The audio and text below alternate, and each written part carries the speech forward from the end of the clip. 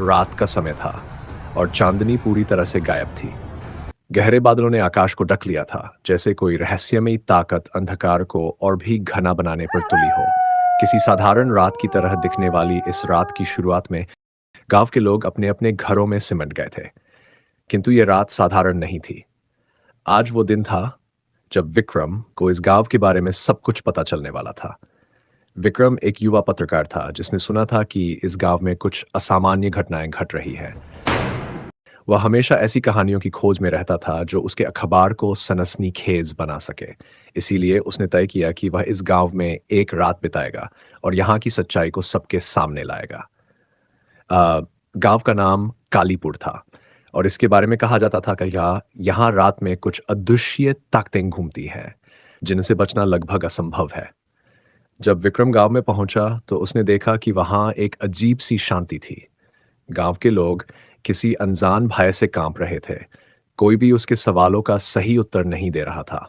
सभी ने उसे सलाह दी कि वह सूर्यास्त से पहले गांव छोड़ दे, पर विक्रम ने उनकी बातों को अनसुना कर दिया। उसने अपना कैमरा और टॉर्च तैयार किया और गांव की गहरी गलियों में घूमने निकल पड़ा।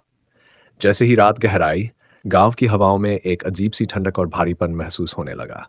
विक्रम ने ध्यान दिया कि गांव के हर घर में खिड़कियां और दरवाजे कसकर बंद किए गए थे। कोई भी व्यक्ति बाहर नहीं था।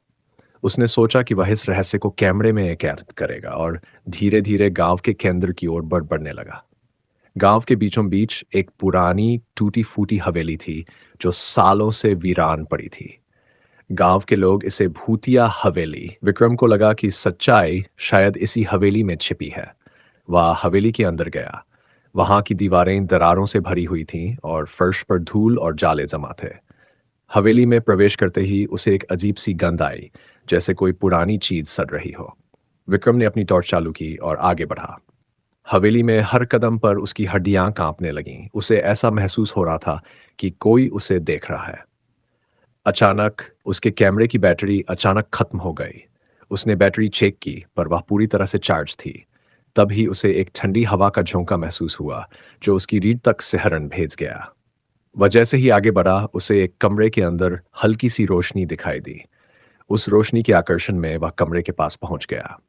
दरवाजा आधा खुला हुआ था और अंदर से किसी के हंसने की धीमी आवाज आ रही थी। विक्रम का दिल जोर से धड़कने लगा, पर उसने हिम्मत करके दरवाजा खोला। अंदर का दृश्य देखकर उसके होश उड़ गए। कमरे के बीचों बीच एक बुढ़िया बैठी थी। उसके सफेद बाल बिखरे हुए थे और उसकी आंखें खून सी लाल थीं। वह विक्रम को देखकर मुस्कुरा रही थी, पर उसकी मुस्कान में कुछ भयानक था। विक्रम ने उससे पूछा, आप यहाँ क्या कर रही हैं? बुढ़िया ने धीरे से कहा, तुम्हें यहाँ नहीं आना चाहिए था। यह जगह तुम्हारे लिए नहीं है। विक्रम ने डर को अपने ऊपर हावी नहीं होने दिया और उससे पूछा, यह हवेली किसकी है और यह गांव इतना वीरान क्यों है? बुढ़िया ने ठंडी आवाज में कहा, यह हवेली और यह गांव अब अभिशप्त हैं। सालों पहले इस गांव के लोग बहुत क्रूर थे। उन्होंने यहाँ रहने वाली एक निर्दोष लड़की को डायन कहकर जला दिया था। वह लड़की अभिशाप देकर मरी थी कि वह हर उस व्यक्ति से बदला लेगी जिसने उसके साथ अन्याय किया। उस दिन के बाद से इस गांव में हर रात उसकी आत्मा भटकती है और हर उस व्यक्ति को मार देती है जो रात में बाहर होता है। विक्रम ने महसूस किया कि वह बुढ़िया कोई साधारण महिला नहीं थी। तभी उसने बुढ़िया की आंखों में देखा और उसे ऐसा लगा कि वह उसकी आत्मा को देख रही है। वह तुरंत पीछे हट गया, पर दरवाजा अपने आप बंद हो गया। विक्रम की टॉर्च भी बंद हो गई और कमरा पूरी तरह से अंधेरे में डूब गया। विक्रम ने दरवाजा खोलने की कोशिश की, पर दरवाजा नहीं खुला। वह जोर से चिल्लाया, पर उसकी आवाज सुनने वाला कोई नहीं था। बुढ़िया की हंसी अब तेज हो गई थी और वह हंसी विक्रम के कानों में गूंजने लगी। विक्रम ने महसूस किया कि वह धीरे धीरे अपनी होश खो रहा है। उसकी सांसें भारी हो रही थीं और उसे ऐसा लगा कि वह किसी अदृश्य ताकत द्वारा जकड़ा जा रहा है। अचानक विक्रम को एक झटका महसूस हुआ और वह जमीन पर गिर गया। उसकी आंखों के सामने अंधेरा छा गया और उसे कुछ भी याद नहीं रहा।